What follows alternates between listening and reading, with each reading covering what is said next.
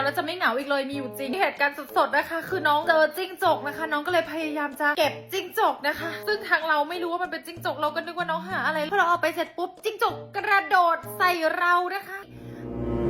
เลยทำให้ขอบประตูนะคะกระแทกหน้าดังปังนะคะตอนนี้กำลังปฐมพยาบาลเบื้องต้นส่วนน้องแมวน้ำนะคะกำลังทำการกำจัดจิ้งจกด้วยการรักแม่ค่ะเดี๋ยวเราไปดูเหตุการณ์สดๆกันเลยค่ะสายตาความมุ่งมั่นตอบแทนบุญคุณอาหารเปียกของเรานี่แหละค่ะที่เขาเรียกว่าแมวกตัญญู